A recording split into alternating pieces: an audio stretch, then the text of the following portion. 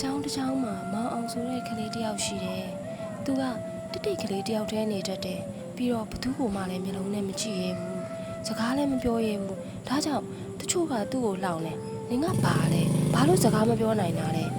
။ဒီလိုလိုက်ပြီးစကြတာပေါ့။သူကတိတ်တိတ်လေးနေတဲ့အခါကျတော့သူတို့ကပို့ပြီးတော့အနိုင်ကျင့်လာတယ်။တဖြည်းဖြည်းနဲ့မောင်အောင်စိတ်ညစ်လာတယ်။နောက်တော့ကျောင်းမှာမသွားချင်တော့ဘူး။ဒါပေမဲ့ဘသူ့ကိုမှလည်းမပြောရဘူး။ဆရာမကတော့ဒီနေ့သူ့ကိုခေါ်ပြောတယ်။သားလေးမောင်အောင်ဆရာမနားလာအောင်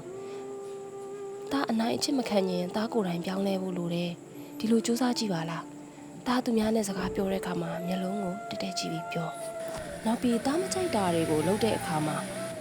လုံနဲ့တော့ငါမကြိုက်ဘူးလို့ပြပြတသားပြောရမယ်နော်။နောက်ပြီးရင်သားမတငယ်ချင်းကောင်းတစ်ယောက်တော့ရှိအောင်စူးစမ်းပါ။ရှင်ထဲမှာရှိတဲ့စကားတွေလည်းဆရာတွေမိဘတွေကိုပြောဖို့မရှက်ပါနဲ့။ဆရာမပြောသမျှမောင်အောင်တိတ်တိတ်ကလေးနားထောင်နေတယ်။နောက်တစ်နေ့မှဆရာမပြောသလိုသူစူးစမ်းကြည့်တယ်။မုံစားစင်းချိန်မှာတငယ်ချင်းတယောက်ကသူ့ကိုလှောင်တော့သူကမျက်လုံးကိုတက်တက်ကြည့်ပြီးပြောလိုက်တယ်။မလုံးနဲ့နော်ငါမကြိုက်ဘူးအတန်ကရှင်းတယ်ပြက်သားတယ်တုံလည်းမတုံဘူးကြောက်လည်းမကြောက်ဘူး။ဒါနဲ့ပဲသူ့ကိုစားတဲ့တငယ်ချင်းလဲစိတ်ထဲမှာမောင်အောင်တော်တော်ပြောင်းလဲသွားတာပဲလို့တွေးပြီးတော့